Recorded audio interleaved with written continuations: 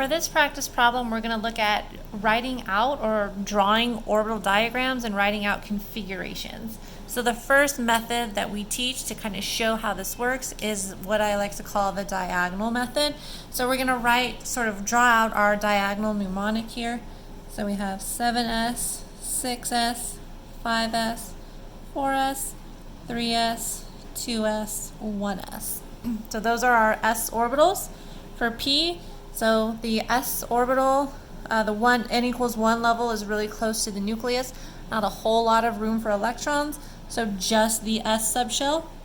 So the first place we see p is in 2, so we have 2p, 3p, 4p, 5p, 6p, and 7p. Okay, so as we move farther from the nucleus, we can accommodate more electrons. So within we get 3d, 4d, 5d, 6d. I'm going to stop there. There are no 7ds. We don't have that many elements. So then finally, farther away from the nucleus still, we can get 4f and 5f. Okay, so all of our elements on the periodic table, we can get there just by having these here. There have been, in theory, that there possibly might be subshells beyond F. So the next one would be G. So if we were to introduce a G subshell, it would be at 5G. So again, really, really far away from the nucleus, where again we can accommodate a lot more electrons. We could get something like a 5G.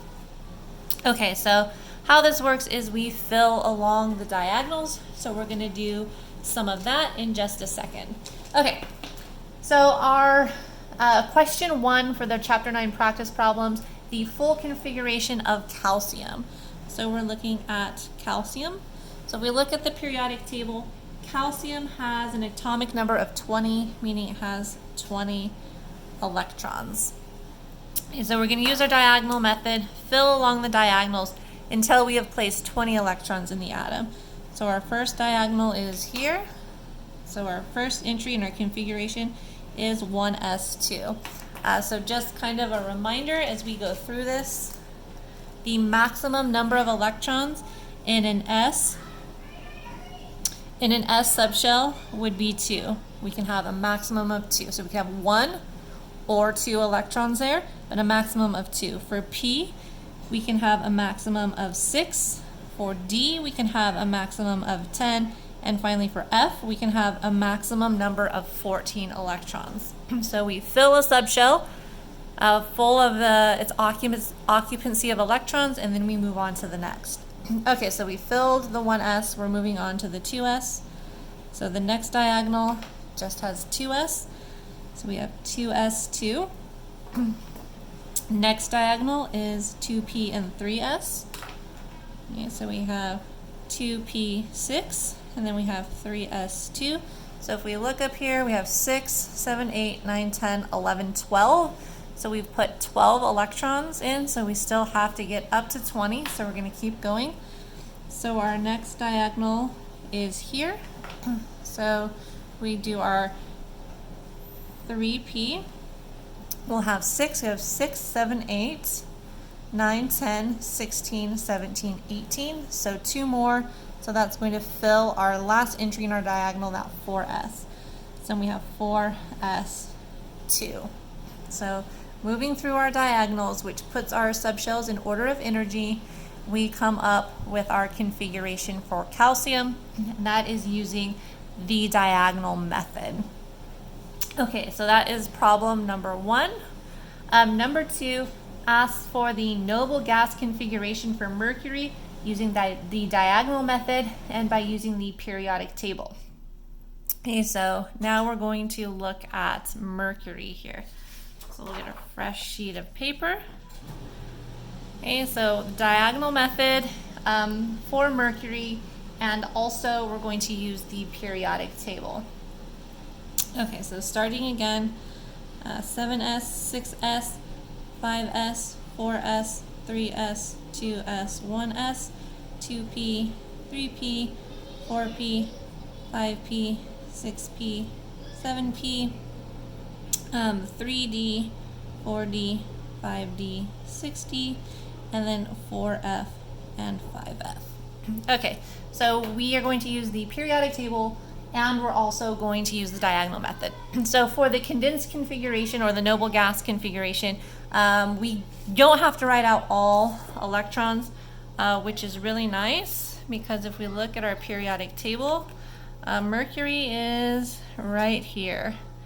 So Mercury has 80 electrons, which is an awful lot. So to use our condensed configuration, we get to start with the previous noble gas. So if we look at Mercury, the closest noble gas is radon, but it has too many electrons, so we're going to have to go previous. So our previous noble gas is xenon, so 54 electrons there. So xenon is where we get to start. So it turns out that our noble gases, after filling a p subshell, you have essentially filled the noble gas. Okay, well, except for the n equals 1. So if you fill this first level, that would be helium. After you fill this one would be neon. After you fill this would be argon, krypton, and xenon here. So we get to start on the diagonal. We are on this diagonal right here. Okay, so that is our diagonal. This 5p right here, this right here corresponds to xenon. Okay, so if we take our Mercury, Hg with the 80 electrons, we don't have to start all the way at the beginning. We can start at xenon. So we put xenon in a bracket, and this is representing 54 electrons. And so we just have to make up the remainder. Okay, so we're going to go along our diagonals. We have just filled this, which is our 54 electrons. So we move on to the next one in our diagonal, which is 6s2. So that completes that diagonal. We're going to move on to the next one. So this one here. So next we have 4f. So 4f14. Okay, so 14 is the maximum amount we can fit there, which is going to bring us close. So if we look, we should be, let's see if we have 54 plus 14, that gives us 50, 68, 69, 70. So we need 10 more electrons. So if we look, our next place we're going to fill is the 5d. So 5d can hold up to 10, so we're going to fill all of that. So we have then 5d10. Okay, so we end right here on this diagonal. That is our end point. Okay, so using the noble gas to represent a lot of the core brought us all the way up, and we only had to include 3 subshells in this configuration here. Okay, so next it asks us to use the periodic table to do this. Okay, so we kind of already started looking at that here. Okay, so using the periodic table. Okay, so if we look at, the periodic table, we were ending our configuration at xenon. So xenon was our last. So we can start the configuration again after xenon. So the way the periodic table works is that it's broken up into blocks. Okay, so broken up into blocks. So if we look here, this is the S block. Okay, so when we have elements ending in this part of the periodic table, their ending configurations are S. Everything here in the periodic table, their ending configuration would be D. If we move next through the periodic table, this ending configuration here is P. And then finally, our last block on the periodic table, this one here, is ending on the F block. Okay, so the way the periodic table works is this: if you can follow through the periodic table, if you can follow the rows and count up to your noble gas, then you can get your configuration. Okay, so the way that works is we start with our noble gas. So we come down, that's xenon.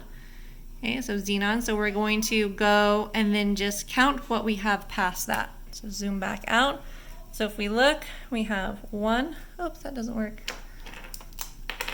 Okay, so if we look, we have 1, 2, 3, 4, 5, 6, and 7. So those are the periods, or those are our n values. Okay, so after xenon, if we go down here, we have n equals 6. So this would give us 6s2. Okay, so 6s2. So 6 in the s block, so this would be counting through 6s1, 2. So that's where that term in our configuration comes from. So next, if we follow the periodic table, it goes from here and cuts down to here. So it cuts down to our F block. So after this, we're filling F 1, 2, 3, 4, 5, 6, 7, 8, 9, 10, 11, 12, 13, and 14. So again, moving through the periodic table, that gives us 4F14. Okay, so making our way to Mercury, that gives us our D. So 1, 2, 3, 4, 5, 6, 7, 8, 9, and 10 when we get to Mercury. So 5D10 would be our configuration there. So when you're following and using the periodic table, just a couple of things to note. First of all, you see that we did this, even though we were in the 6th row, it wasn't 6S, 6D, 6F, 6P. So because of the way our energy levels shift up and down from our diagonal, kind of the same thing happens on the periodic table. So we call this one NS. So whatever row or period you're in, it's the same for your S, and the same is true for P. We'll switch our colors. So this is NP. So NP. So whatever row you're in, that's your S. And we saw that here, we were in row 6, so that value was 6. For the D, we call this N minus 1D. So N minus 1D. So whatever row you're in, you subtract 1. So we're in the 6th row. So this was actually not 6D, but 5D. So we look, there's our 5D. So then for the F block, down here at the very bottom, so this is going to be N minus 2F. So again, whichever row you're filling, we subtract 2. So again, we were in N equals 6 when we broke off and went down here. So 6 minus 2 gives us the 4F14. So that is, again, what we do when we're using the periodic table. If we can follow the rows through, then we can get our configuration simply by knowing whatever row we're in will give us the S and the P. We subtract 1 for D, and we subtract 2 for F. Okay, let's go back to our problem.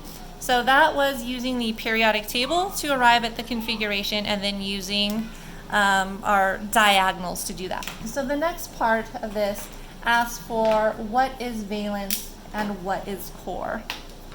Okay, so when looking through here, for sure everything that is grouped into the noble gas is core, core.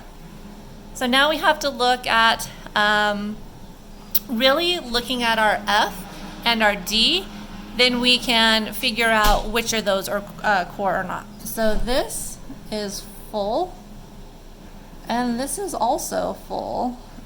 So generally speaking, when F and D are full, they're considered core. So because these are full, we would consider these core electrons as well. So really the only thing left that would be considered valence would be this guy here. So our highest N value would be valence. So that there would be our valence electrons.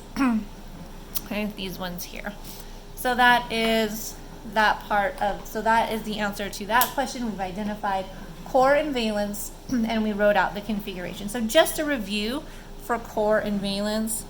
So core would be our lowest N values, and they would be full, D, and F. Okay, so low in values, full D and F. And that's important to note because we do end up with some lower value F and Ds. If we would have been looking at, say, like platinum or silver, for example, or excuse me, platinum or gold, for example, and this D wouldn't have been filled, these would have been valence electrons.